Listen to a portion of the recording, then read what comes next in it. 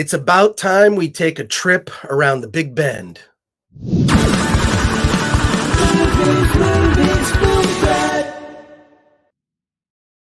Welcome to the Film Threat Podcast. I am Chris Gore. I am happy to talk to you today. It is my mission, it's my goal to tell you about independent films that are worth checking out. And that's just why I'm here. That's why I'm here talking to you, whether you're listening on Spotify, iTunes, whether you're watching this on YouTube. And I want to thank you for taking the time to explore independent film because I don't know, Hollywood lately, with the exception of that Spider-Man movie, it's been kind of a colossal disappointment to me lately. I'm not gonna lie. It's been a bit crazy at the box office, and as you know, cinema is my church. I got to go every week, and not every week it's a winner. I also want to remind you to support us and buy something. If you like this T-shirt that I'm wearing right now, yes, it's inspired by the logo for The Empire Strikes Back. I knew you knew that. Just go to shop.filmthreat.com. Pick yourself up a little Film Threat T-shirt, or maybe, you know what? How about like a Film Threat mug? Wouldn't you like one of those? It's great. It holds any liquid. It's an incredible device. So go to shop.filmthreat.com. I have a special guest today. His name is Brett Wagner. He is the director of a film called The Big Bend. Brett, thank you for joining me on the Film Threat Podcast today. This movie, it's just if I bring you on, and then I haven't even talked about the movie, but I need to tell people about this movie. It's a really amazing film of two families who come together for this desert vacation that goes awry when a child goes missing. It is as a father to two kids, it is my absolute nightmare. That is I don't fear a lot of things in life. And the one thing I fear is any harm coming to my kids. That's like maybe the only thing, even more than death. So, it's also the movie is at times very funny. It's this incredibly beautiful setting in the desert. What inspired this story? I have to know. Yeah, thanks so much, Chris, and thank you for having me. Really thrilled to be here and getting a chance to talk to you about the Big Bend. It was inspired by most of the events you see on screen, to be honest. My producer, Aaron Brown, Texas native, bought himself a small shack on 20 acres out in far west Texas, the Big Bend area near the town of Terlingua. And my family and his family, this was a few years ago now, got together and had a week-long vacation together where the darkest dramatic moments of this movie did not happen, but dozens of this small, magical, bizarre events that are depicted in the film actually did happen. And over the course of that week, everything is very far away. You spend a lot of time driving in the car when you're down there.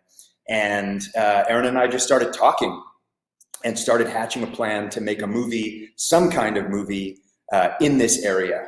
And it's just too magical to resist, if you're a cinema-minded person when you're in a place like this. And so this is the script that I wrote. And so many of the moments and the lines of dialogue and the things that happened are things that happened to us.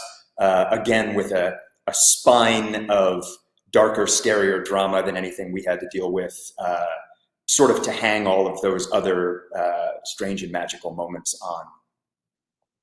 Well, the setting itself is like a character in the movie, right? It's also, just from a cinematographer standpoint, there are no bad shots. It's just like everything is like from golden hour to just like, it was incredible.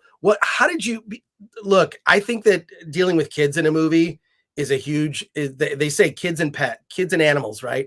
Is the two things. The kids in this movie are really good. Were they real siblings? How did you find these kids? And also, what are some of the challenges? Because what I hear in directing children, it's sort of like two things. You either get like kids that are just like a Haley Joel Osment, they're just brilliant, they're just geniuses as kids, or you have to kind of trick them into a performance, right? So how did you get such good performances out of the child actors?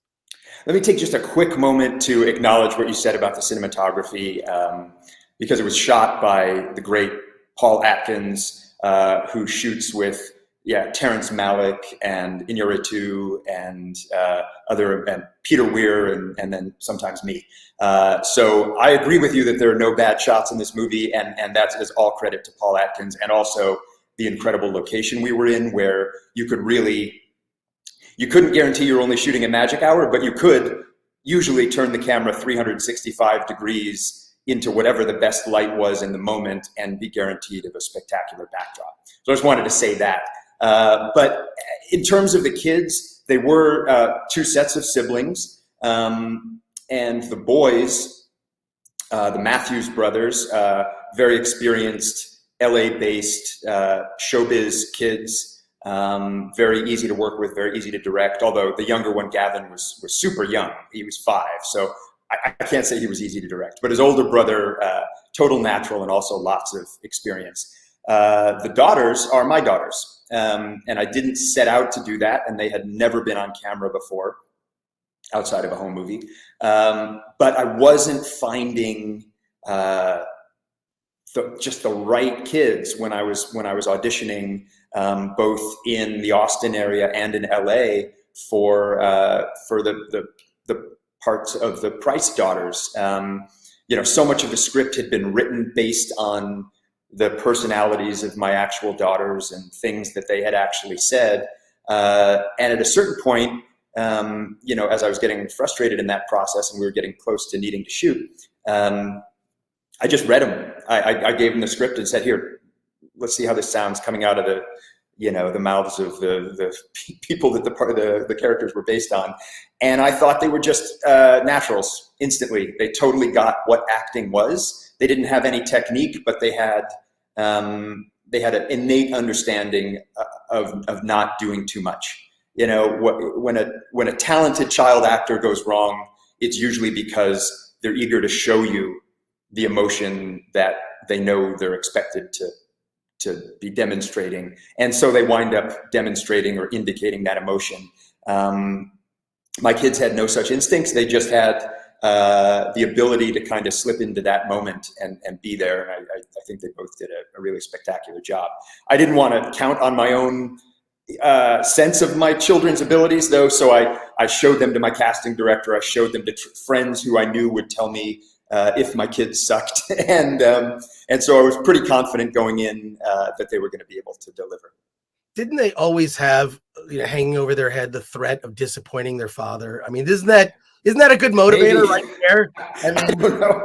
They don't seem to mind disappointing me when it's about, finishing their homework or quieting down in the back of the car or something like that. But I don't know. I think they mostly had a fantastic time.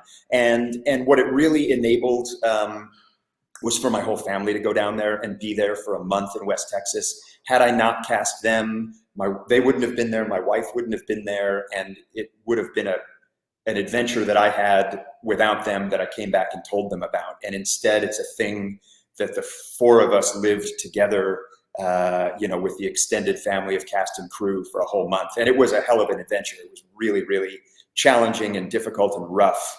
It'd be hard to overstate that. But I'm so glad they were there for me with it. And I think they had the best time of anybody.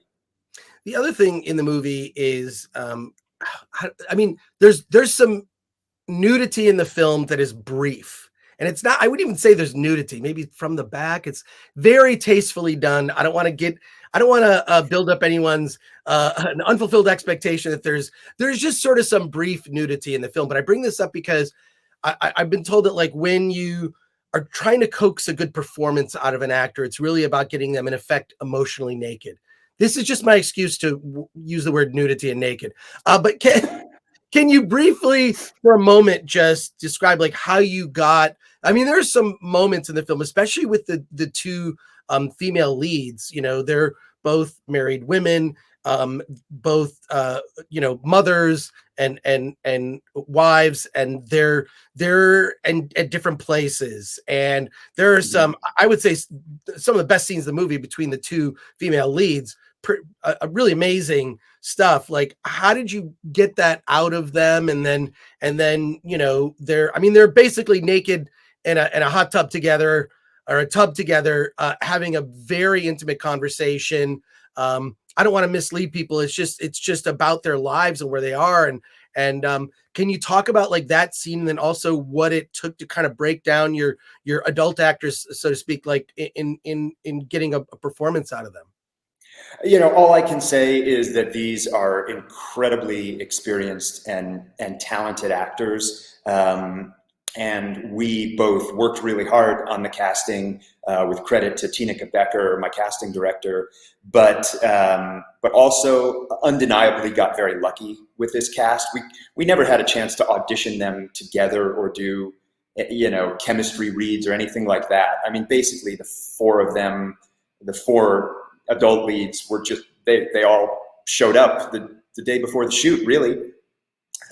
Those marriages had to fall into place. Those long-time friendships that are implied in the story had to fall into place instantly, and they did. I didn't have to break down these actors or draw them out in any way. They lived these parts instantly, and just seemingly effortlessly, under great duress in terms of the time and the discomfort of the shoot. The scene that you're talking about in the bathtub is one of my favorite scenes in the movie as well. And I think it's a scene that, to really appreciate what those actors are doing and what's going on in the scene, you almost have to see the entire movie and then go back and watch that scene again. I wish that I could count on viewers seeing this movie twice, but that scene in particular, there's so much you don't know about what they're going through yet. That is unfolding on different levels as one confesses a deep secret to the other, and the other makes a decision to withhold a secret because she's promised she would. And you can see her struggling with it, and it's just so interesting to me. And the fact that they're naked together in a bathtub, it's really just a metaphor for what they're revealing to each other and what they're not revealing to each other. The incredible proximity and intimacy of two people who are not, romantically involved in any way, being that close to each other and that exposed, while both sharing and keeping secrets, is what that scene is all about. And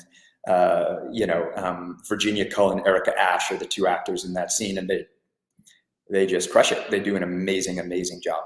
Yeah, and I don't want to mislead anybody. Also, it's not a sexual scene in any sense there at all. It's when the movie really kicked in for me. It's like, oh wow, there are many layers to what's happening there.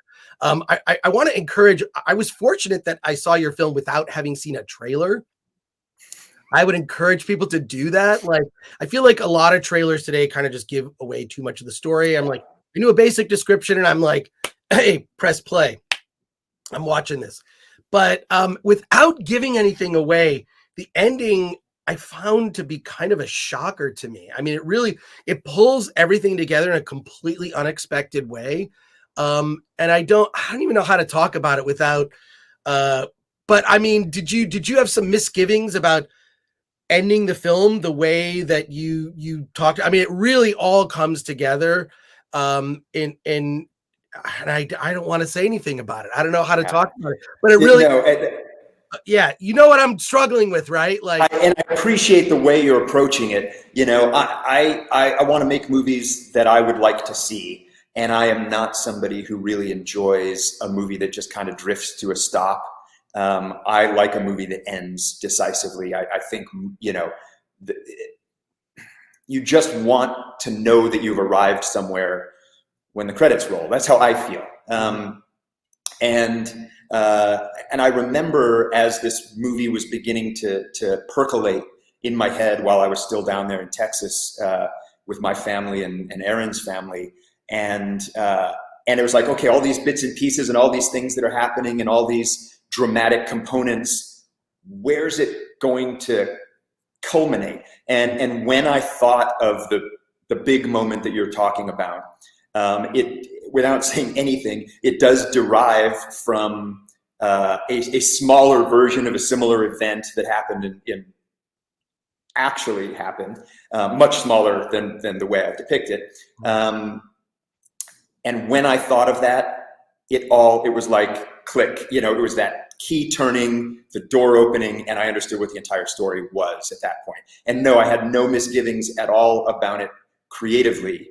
I had certain misgivings about whether I'd be able to pull it off, because it's also, it's a relatively low budget film. We're way out in the desert. We don't have a lot of resources. How it was going to be possible to do that scene in an utterly convincing way, because it could be ridiculous if it looked fake at all.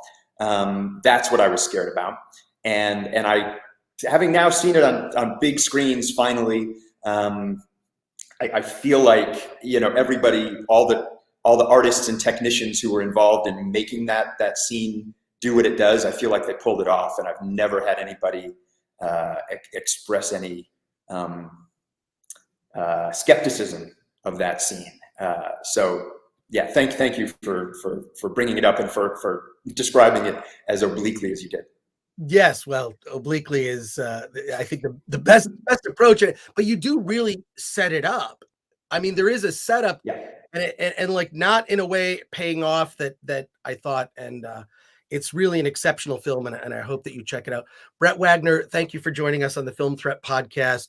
Remember to like, share, and subscribe. And the film, The Big Bend, is out now on video on demand. Is that right? It's not. No, we're still on the festival circuit right now. I'm so sorry. Oh, okay, cool. All right. I don't know. We're in the future, and I do not know the answer to that question. Well, all I can say is this.